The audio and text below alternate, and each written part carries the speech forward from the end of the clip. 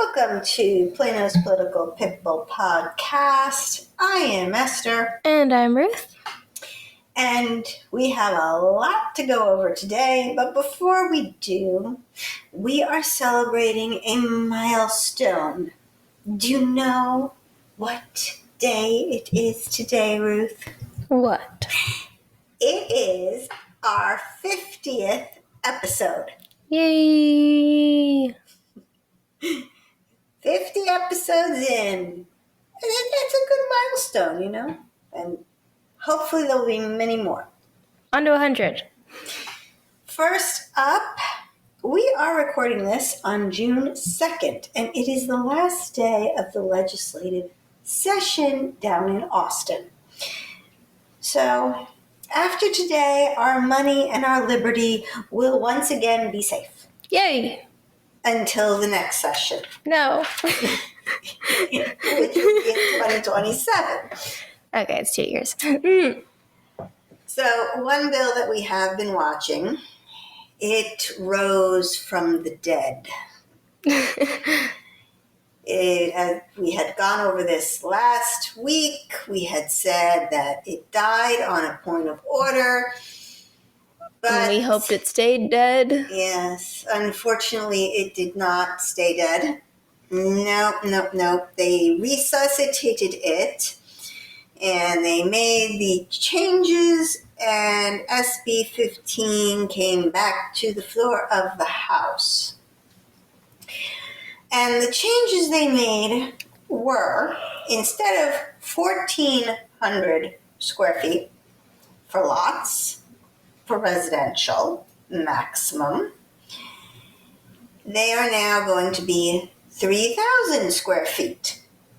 Better still, though the people in Austin should not be dictating residential zoning. Yeah, I still have a problem with that. Yes. Also, they still kept the one parking space per home. Now, theoretically speaking, if you increase the lot size, the house is probably going to get bigger. And one would think that somebody will have a guest over. Where are your guests supposed to park? What if you have more than one car? Yes, well then I guess you're not going to be living. Then your couples are not going to be living there. Oh. Would be my guess. I don't know. This is for singles only. I don't know who's going to buy these things. They're usually not single people buying homes. Sometimes they do, but not ones that are more than one bedroom. I don't know who this is supposed to be for. It's supposed to be for your age group. Yeah, that's it. She's looking at me. Funny. I look like I can afford a home? Well, that's the idea. You see, they think down there that if you increase the supply, you'll lower home prices. No, because our people in Austin have forgotten the most important thing in real estate, and that is location. Also, the more land you use, the less land there is, so prices actually go up. Right. Anywho, well, it passed. This session has been very strange because Democrats were speaking against the bill. They were calling for local control and not having Austin dictate a one-size-fits-all thing. I was very confused. It was opposite day because normally speaking, you see Republicans saying there has to be local control. Cities know what's best. The people closest to the towns, that would live in the towns closest to the issue, should dictate and know the problem the best. You usually have Democrats calling for more control, more centralized control. In short, on average, Democrats would go for regulation and more control, and Republicans would be for less. Yeah, but this was completely the opposite of that. I'm very confused this session because we had a lot of bills like this where it was calling for big government, heavy-handed control from Austin, and you might as well just, pack up the zoning board at this rate. I don't know how much you're going to be doing. Wow, it's almost like party lines don't matter. Not in this case. It's been strange. I don't know if it was a case of the body snatchers or what. I love how you didn't get the sarcasm. I got the sarcasm. I got it, She doesn't know what the body snatchers is. I know what it is. All right. Sadly, it passed the House and the Senate. It's on its way to the governor. If you want to stop this bill, if you want to keep your zoning board, folks, contact the governor and ask him to veto this bill. Keep local zoning local. And there is a link to the governor's website on our website, planospoliticalpitbull.com. Another bill that is waiting for the governor's signature is SB 840. That bill was the one that would convert commercial to residential without rezoning. So if you had an office building, the owner could change it into all condos or all apartments, and the town can't say boo. Please ask the governor to veto that one too while you're writing to him about SB 15. That's SB 40 and SB 15. Moving on, I took a field trip last week. I decided that I wanted to see our very, very famous arts district. I got some pictures from this. It was funny. Yeah. So, showed some students. They were laughing so hard. Yeah. So we went down, not we, Ruth and I. No, I was at work. My husband and I, we went down to the arts district. And we specifically went to the Plano Arts Center. Yes, we already have a Plano Arts Center. It's a little house that was built by a family in Plano's early history. And it was on the Haggard Park property. Originally, the Haggard Park was not there when the house was built. Next to the train station. So here's a question. Where does one park if they want to use the downtown Plano train station? Because if you parked next to the Haggard Park, you could only stay there for 3 hours. Any more and you'd have to get a permit. I don't know.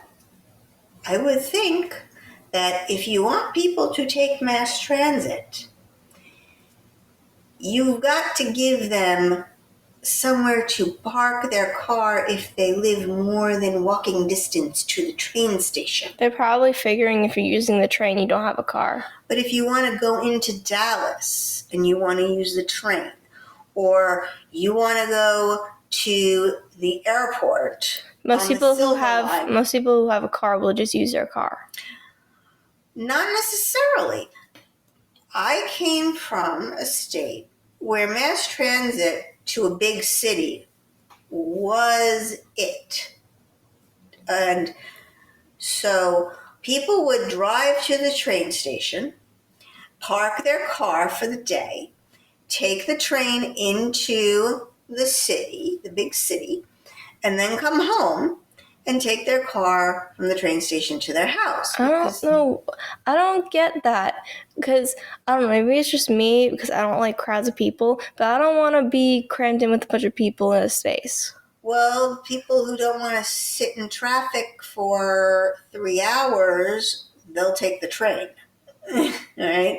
Or maybe sometimes the train is cheaper than tolls or bridges. Where I was, it was very expensive to take a car, and then you've got to park the car somewhere in the city area and pay for that. So it was easier and more convenient to take the train in or take a bus in, but you needed some place for the people to get to it and park their car.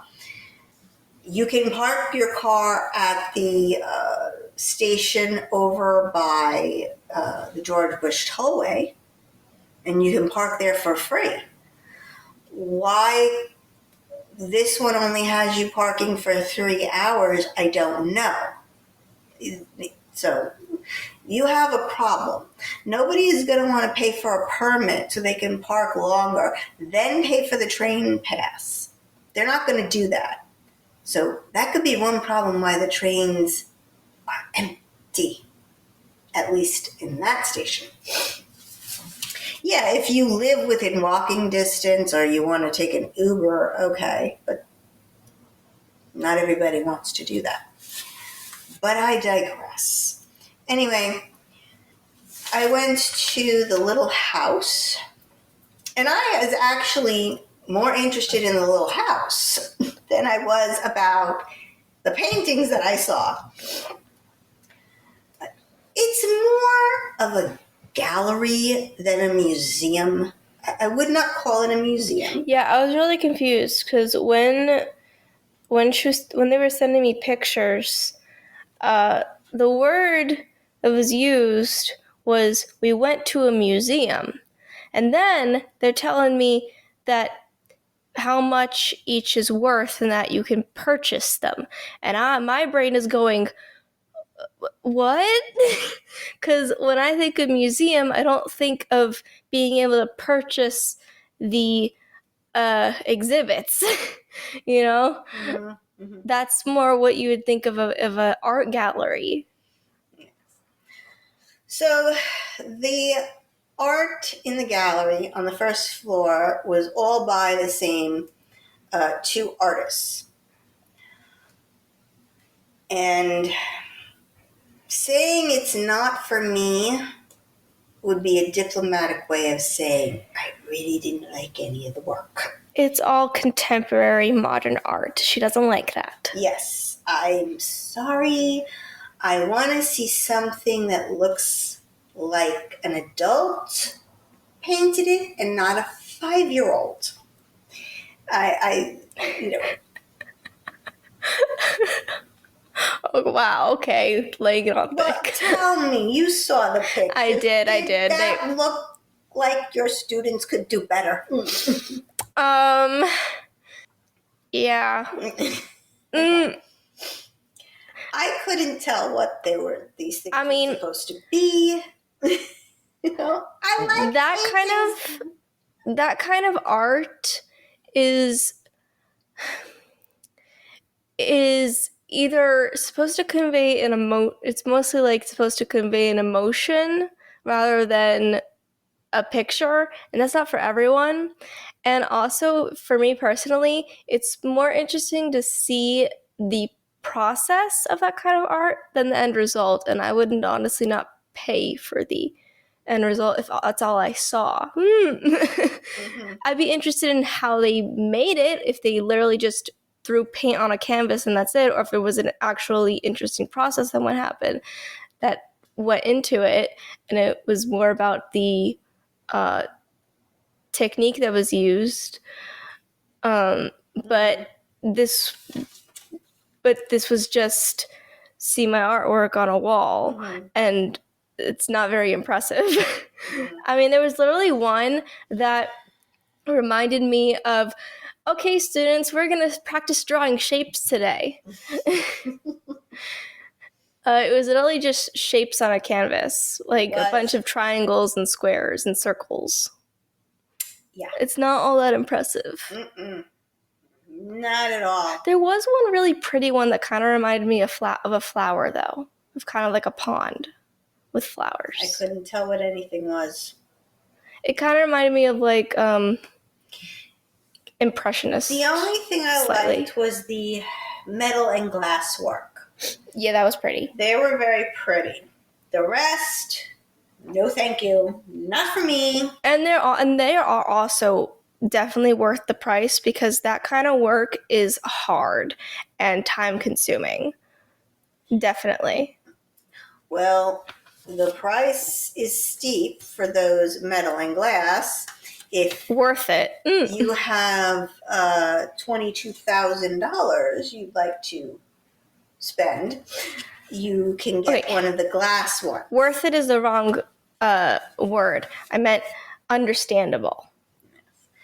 Now, to go see the work in the little art center is free. They do have a donation box that you can put in a donation, and the guy who was there handed us a sheet, and he said, "This is how much you can purchase each work for." Okay. And the range for the paintings is anywhere between $3,000, $1,000. There was one for $660.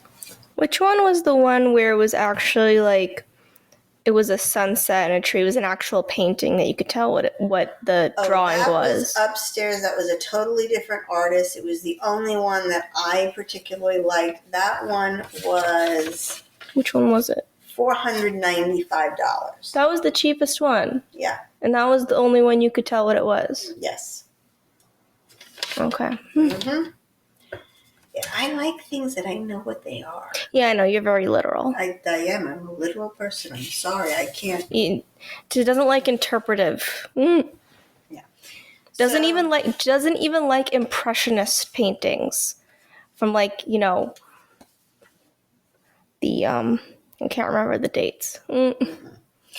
Interesting.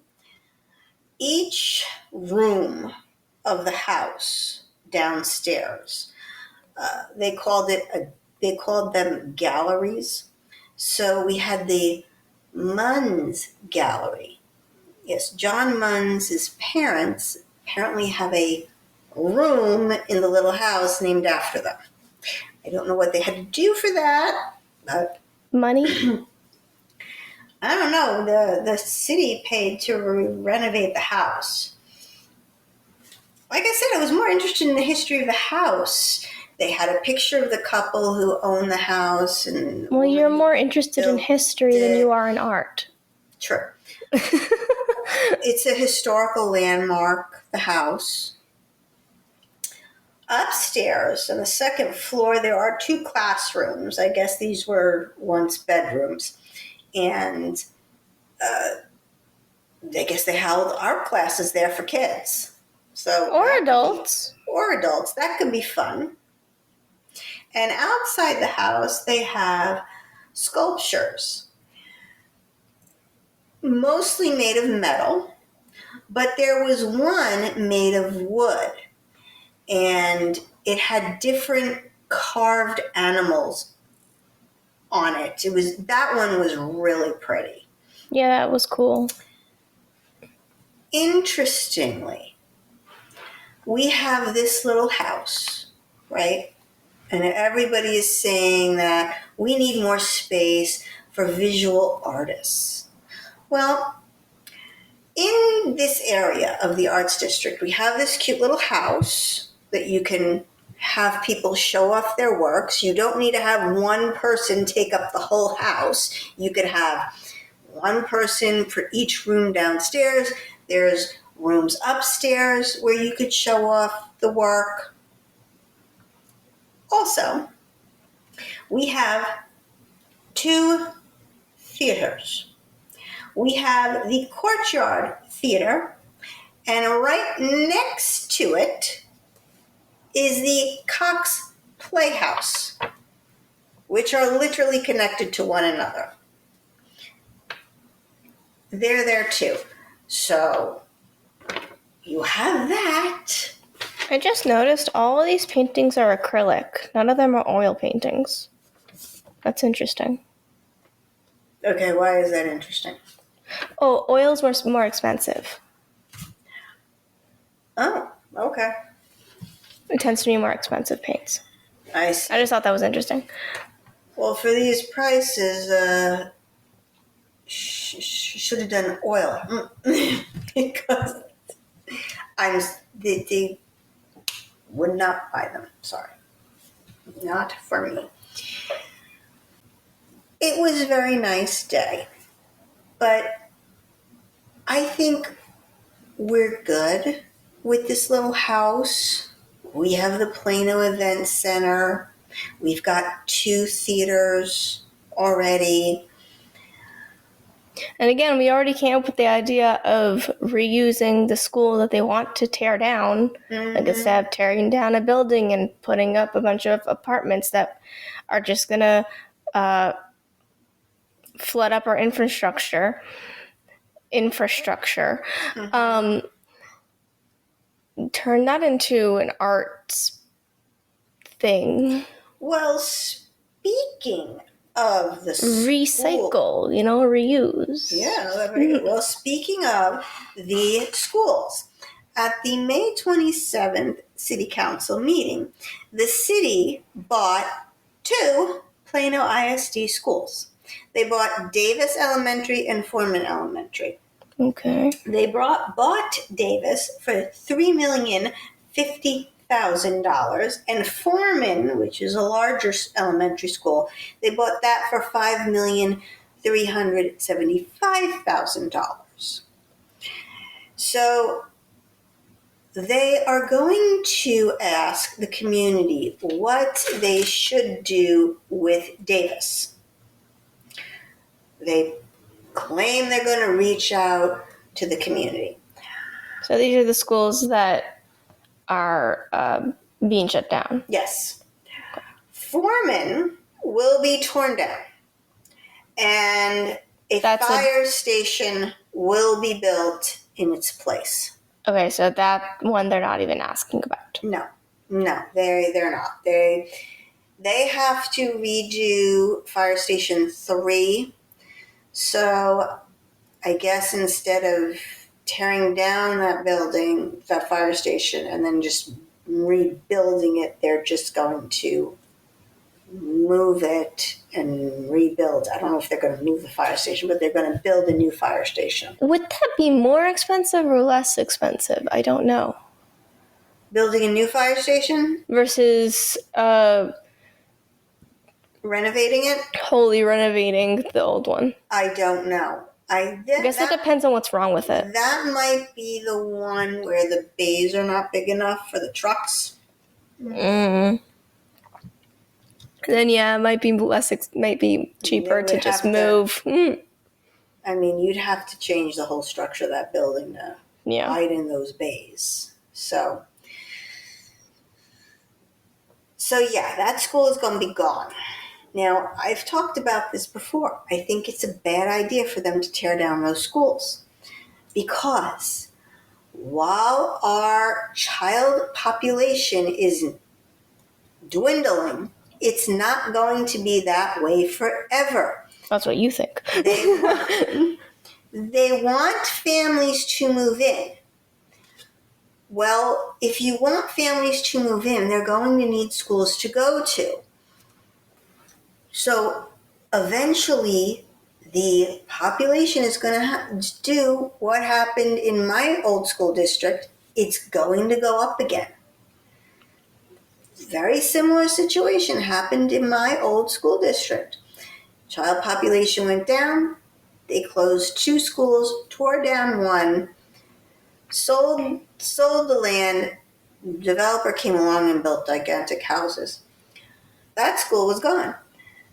They kept the other school, and they rented it out. They actually, oh my God, they actually made money. They rented it out for a time, and guess what happened? People started coming in with babies. The old people left, retired, went to Florida, went to a smaller house, wherever, Passed away. And new families started moving in. And surprise, they needed schools again. Now they were overcrowded. Well, they didn't have the one they tore down.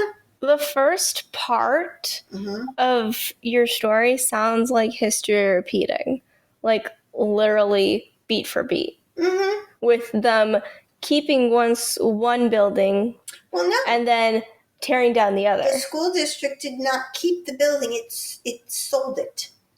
So I thought you said they rented it. They were renting it out. That's what happened in my school district's case. The school district rented it out. I said, don't sell the property. Keep the schools. You're going to need them again.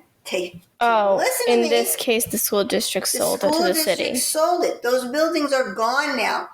The only thing that the city can do, it's going to tear down one, and it's going to build a fire station there. Bad idea.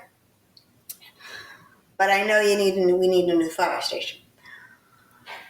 The other one, Davis, I wouldn't tear that down. Because I guarantee you the school district is going to have to come back and buy that school again. One day. Plano could actually make some money. In the meantime, they can rent out the space to artists who want studios. It'll take 20 years, 10 years for that. We've just killed two birds with one stone in that instance. What's the two birds? You have an empty building that may need to be used in the future. And then artists want space for their shows and studios. Two birds, one stone. Yep. This is true. I have been saying, do not sell those schools. Do not sell the schools. They are stubborn because there is going to be no other place to put new schools when 15 years from now we have families moving in and nowhere for them to go to school. So, but guess what? There's not going to be any land left in Plano. Everything will be gone. So there will be no place for them to build a school. So I don't know what they're going to do then. This is not forward thinking. Government never really usually does. Usually it's always short term. Never long term. And then in the long term, the future government has to try and fix the problems that were caused by the old government. It's a never-ending cycle of governments fixing each other's problems. Now, former councilman Shelby Williams, he pointed out something. He is still giving his updates on the council meetings, which is very nice of him. Okay. So he pointed out something. The taxpayers are paying for these schools twice. I know, don't look confused. Wait for it, I will explain. So, the taxpayers, with their property taxes, paid for the schools to be built when they were originally built. And then, of course, they paid for the upkeep and the maintenance of the schools through their Plano ISD taxes, which is in their property taxes. Okay. And then, now they're paying to buy the schools for city council, to buy the schools and take that money out of their city taxes to buy the schools. Okay, now you lost me. 2 jars, same wallet, all right? we have city taxes and we have school taxes, okay? My property tax bill gets divided between the city, the school district, the county, and Collin College. Okay? Oh, okay. So some money went to this PISD, some money went to the city. Okay. I paid my city taxes, and they went to the upkeep of those schools. That's one jar. Yeah, my that's one jar. My city taxes that I paid, the other jar, is now buying and using my taxes to buy the schools with my city tax money from the school district. Oh, okay, I get it. They're taking from two jars. Yeah, the two jars are going back and forth. Meanwhile, still my money. So we're basically paying twice. But in this instance, you've already paid that money. Nothing's changed on your end. They're just taking from two different pools that they split it into. Mm-hmm. Yeah. But it does seem odd, doesn't it? It's not like I'm going to be getting a reimbursement with the money that the school gets for the schools that they sold. I'm not going to get it. I'm not going to get cut No. of that, So, and the last thing that happened is the council liaison assignments. So we have a very long list of boards and committees and organizations, and every new council, the mayor, he doles out the assignments. And it's a long, long list, and I'm not going to read it all. I will tell you some highlights. So the water district, they picked Phil Dreyer and Ron Kelly to do that. For DART, they picked Anthony Riccadelli and Nathan Barbara. For the liaisons, Parks and Rec and Planning Board, the liaisons are going to be Homer and Horn. So those two are going to get to pick who sits on that board. Okay? Mm. The one that we are the most interested in is P&Z. Who did the mayor pick to basically pick the people to sit on P&Z? He picked Horn and Downs. Now, Horn was on P&Z, and Downs' husband, David Downs, sat on P&Z. Mm-hmm. So, needless to say, if you want to follow the comp plan, if you want to keep the density low, you're not getting on P&Z. Not with these two in there. Nope, sorry. Well, our very important dog is still Gemma. Gemma is a friendly dog who is about 3 years of age. She is a very sweet and playful dog. Gemma will make a great companion for you. She was never claimed by her owner and wants a new home. Gemma is an affectionate dog.